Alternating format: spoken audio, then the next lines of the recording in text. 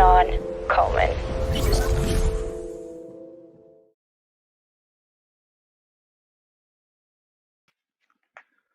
So, what is LeSS?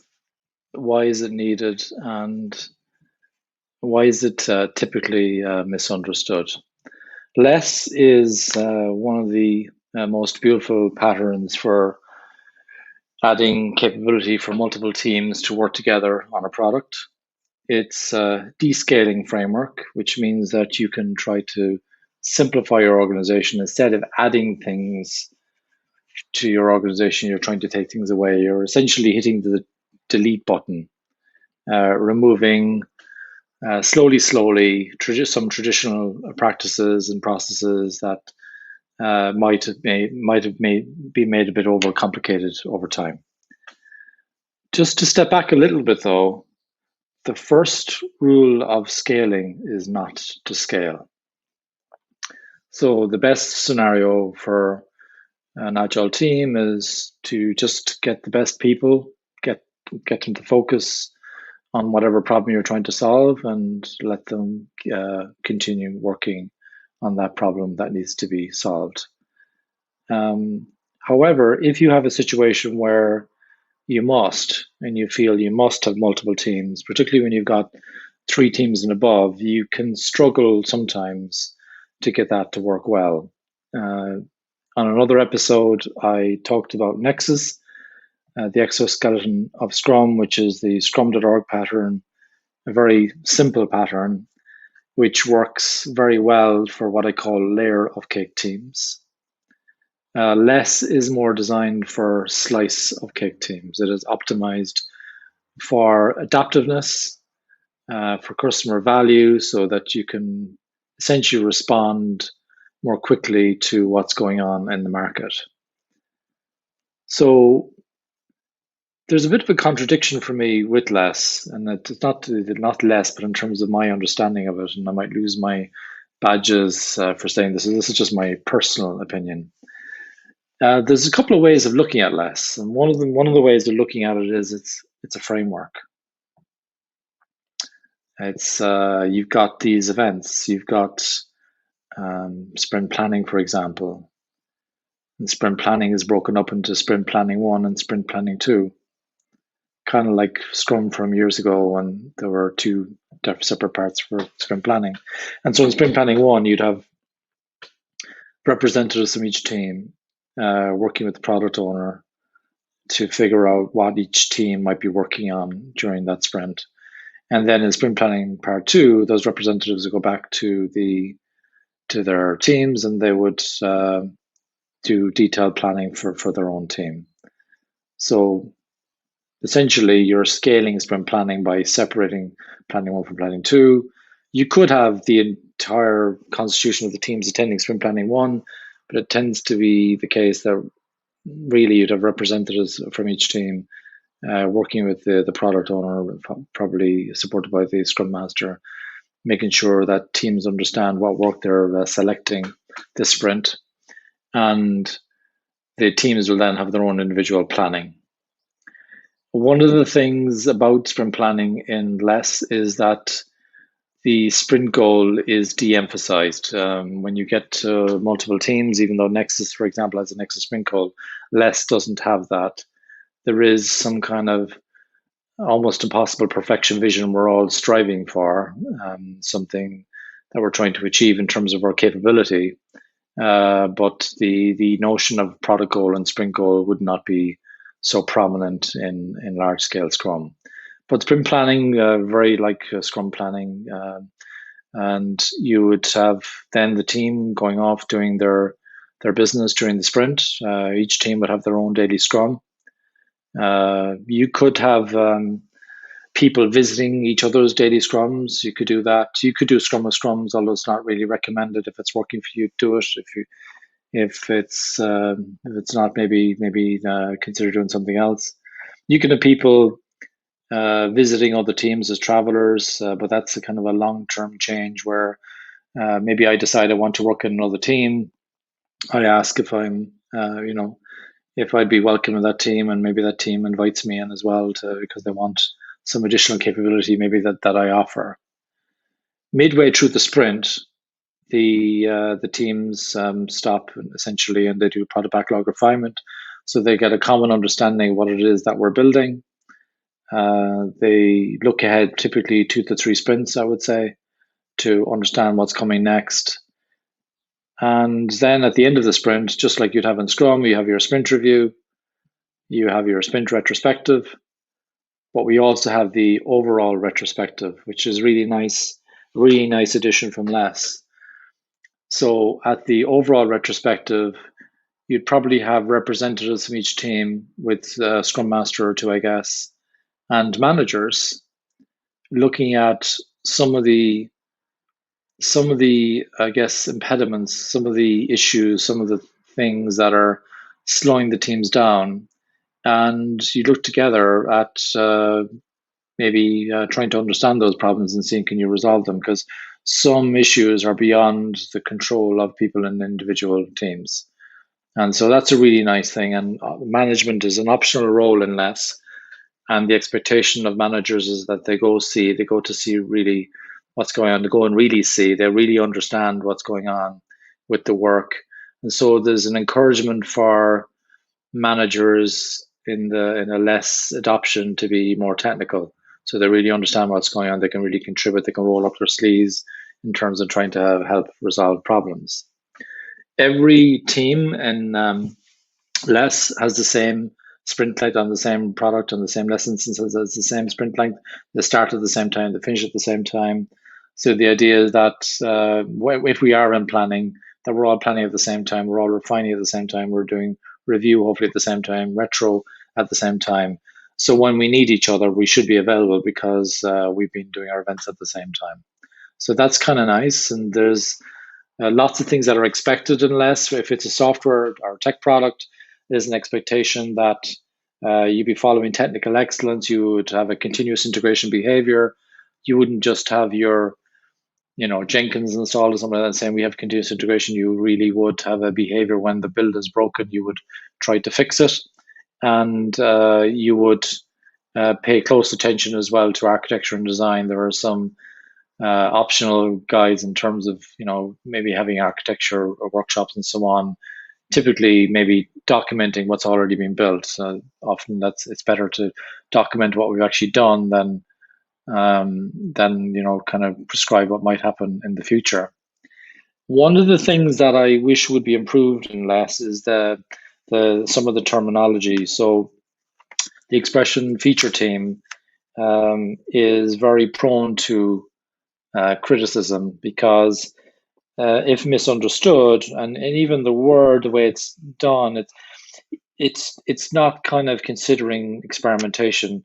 It's clear in the LeSS video, the short video, that there's an expectation that for a tech team that you'd have UX professionals on the team, and so therefore there's an expectation, I'm sure, that we're supposed to be doing experiments, because UX people, they don't just create UI widgets.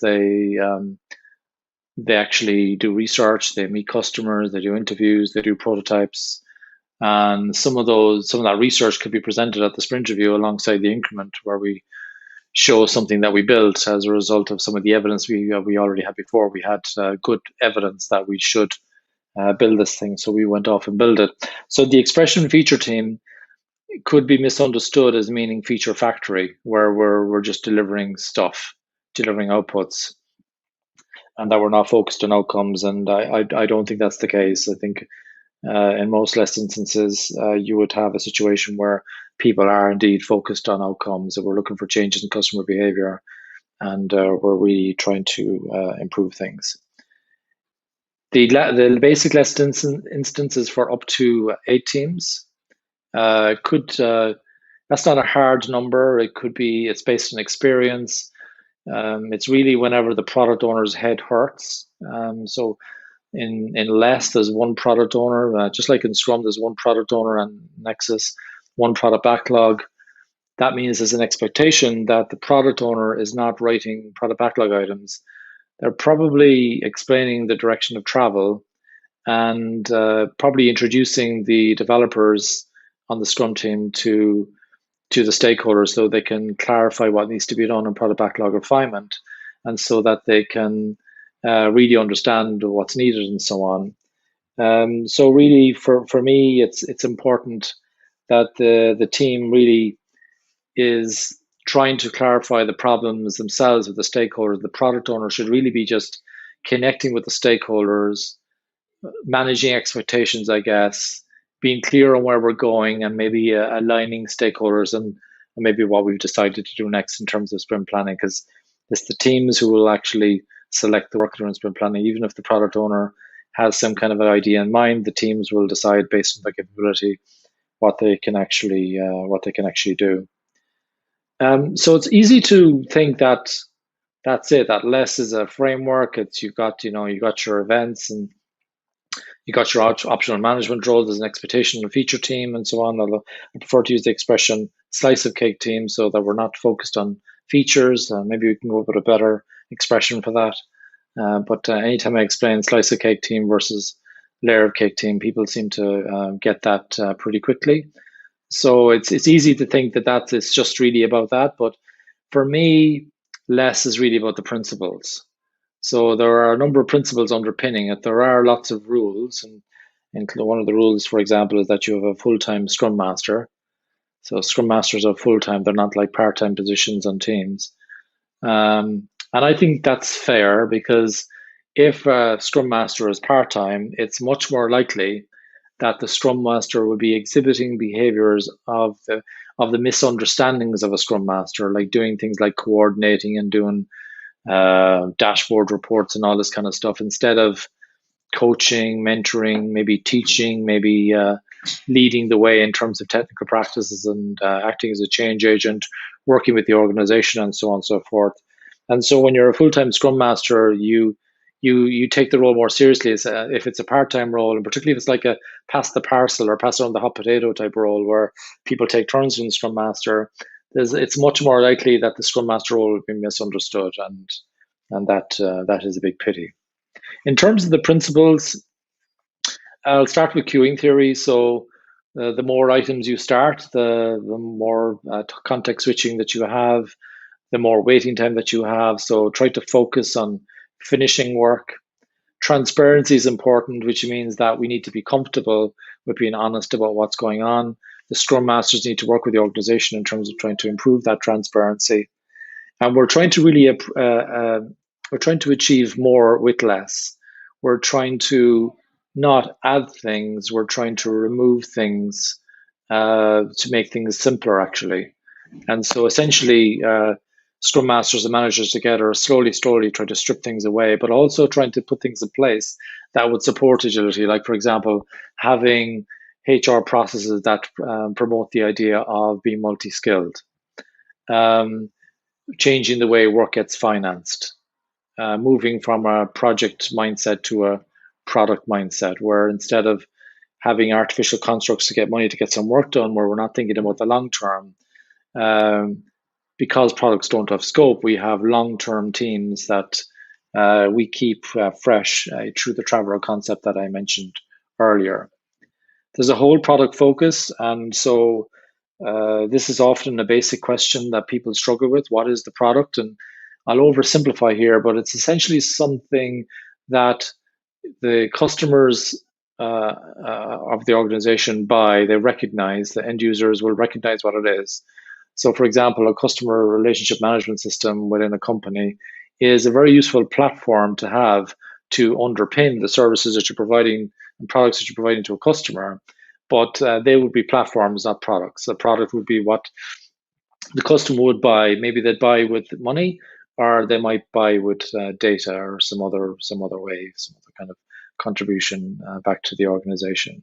That's oversimplifying now, but so a lot of people get confused about that. So when we talk about products, we're talking about real products that external customers, that external end users use. A lot of people talk about internal products, and that's where it gets a bit the conversation gets a bit weird for me. So I prefer to talk about platform teams internally that are servicing something going on external. Context matters, of course, but try to think of it from an external point of view. And to that end, LeSS is customer centric. really is customer centric.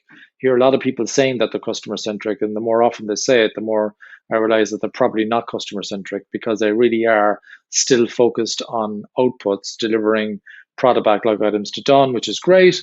But we also need to check in: did we make a difference? Did it work? All that kind of thing. And of course, you're not really agile unless you're continuously improving. I see so many teams implementing some kind of strategy or framework or method, and they don't actually improve after that. They do retrospectives and everything, but they don't improve because they come up with overwhelming changes they want to cover. In another episode, I talked about what's the smallest thing that you can change. So try to continuously improve towards perfection.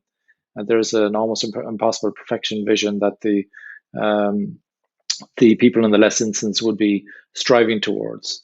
We would also be applying lean thinking, trying to eliminate non-value add waste, basically, where there's things that are happening. Maybe there's some awkwardness in about how our organization operates that really is making it more difficult for us to make progress. We use systems thinking, which means that we're not trying to optimize just within our own, just one team. We're trying to make sure that the team of teams that we're working really well together as a unit, and that we really are helping the organization to be more adaptive, to really respond to market needs, and maybe even to anticipate and disrupt others in doing so. So systems thinking is really important. For that reason, we do not have a product owner per team. That is the biggest disease that has spread across the world, a product owner per team. I think it's abhorrent. It results in a situation where people working on a $3,000 item can't afford to work on a $2,500 item, but there's another team working on a $3 item thinking about doing the $2 item, and they should really be helping the team on the higher value item. So when you've got product owners per team, they tend to have you tend to have this silo of the product backlog and really want visibility. So if you are a product owner in a team, less context, you'd probably be switched to either being a developer. You would be switched, we wouldn't impose it, but we would ask you to either become a developer or maybe to become a product owner helper, where you're helping right across all of the teams, because we want to make sure that we got visibility of which teams have capacity to deliver value. And even though there might be some teams that might be not so good at doing a particular thing, if the key specialist team and the key value area is actually really struggling, they're really overwhelmed, maybe some other teams can start learning. And so I see a lot of LeSS teams doing mobbing as well, where they swarm together and try to learn new skills, and that improves the flexibility of the teams. LeSS is based on empirical process control, so it means that we decide what to do next based on the evidence of what we did last. Evidence being important. It's not just looking at what we're looking at the sprint, looking at what we're seeing at the sprint review and listening to the feedback. It's also about maybe looking at some of the analytics as well and understanding what's really, really going on. So for me, LeSS, yeah, it is a framework for descaling and for simplifying the organization design and helping you to really improve your adaptiveness as an organization. But it's also principle based, and it's both really, because in one of the videos for LeSS, they talk about the framework being based on principles and multiple concentric circles and so on. So it is both really, but I like to think of LeSS more of being based on principles than on the framework itself. But there are rules, and you should look at those rules. And the rules are there because a lot of people try to misinterpret LeSS, and the rules kind of make it a bit clear. And actually, I support that, because in 2/3 of cases, people can't follow guidelines, apparently, according to Dr. Leandro Herrero, the guy who wrote Viral Change and Homo Imitans. 2/3 of us needs rules. And so I'm actually doing some of that myself at the moment at a client, where I'm writing rules instead of guidance for people who don't know what to do when they just see guidance. They need to see something a bit more concrete. So I do support the idea of rules, but as you become more agile, so to speak, and more responsive to what's going on, I'd be hoping you'd be kind of moving to more principle oriented and looking at what the principles are underlying LeSS, and then not hoping, but helping the organization to be more adaptive over time. It's a solid piece of work. It's underpinned by lots of theory, lots of case studies, real case studies that are really tested. It's very difficult to get a case study published on LeSS.works. There's also lots of trainers. There's a big community there, and it's a really high-end community, I would say, very capable people debating in that community. So if you get a less friendly Scrum trainer or a less trainer in there, I think you're going to be in good hands. And also, there are people who don't have those badges yet, but they're members of that community, and they really are high end. So I highly recommend that you look at people in that community as well, regardless of what you're doing, because there's some really good principles from LeSS that would be applicable regardless.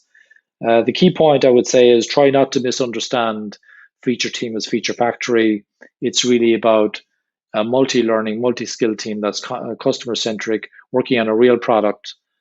Over time, you'll try to improve, try to expand the definition of the product.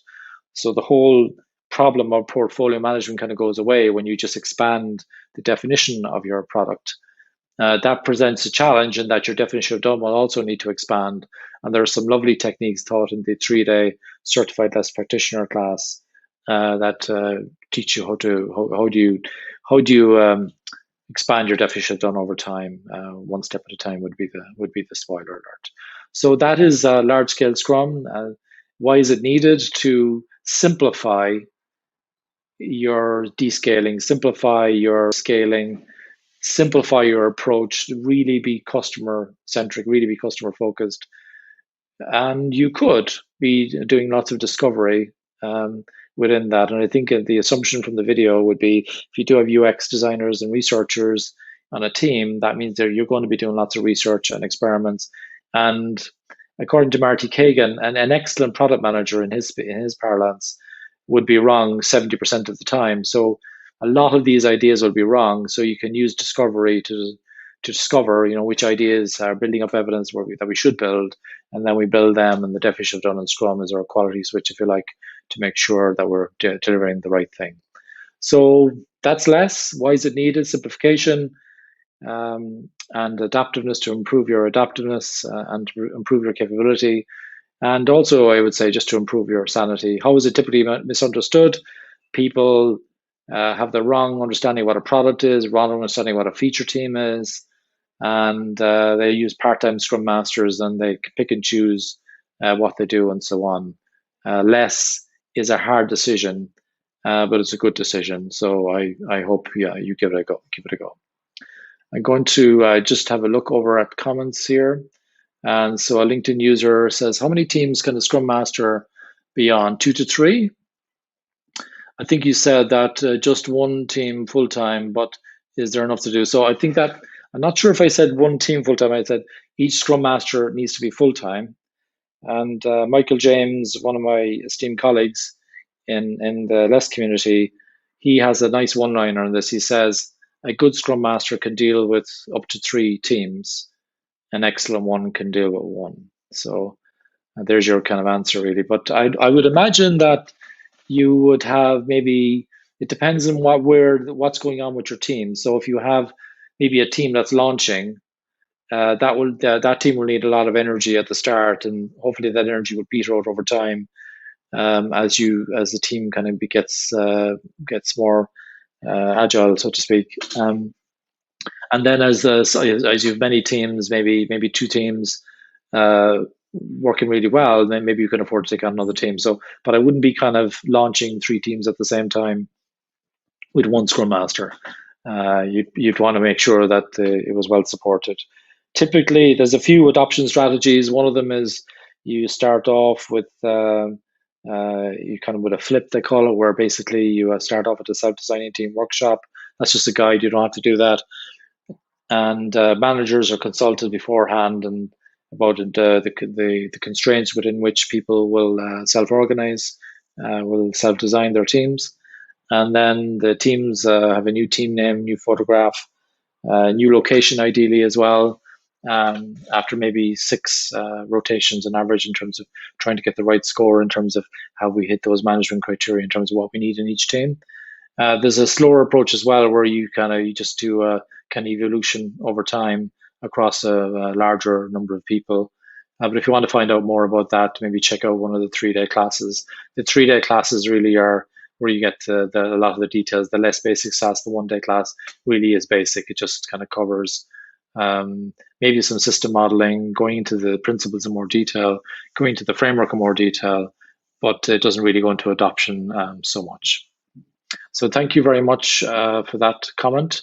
That's all I have for today. I want to thank you very much for tuning in. Over and out. Thank you.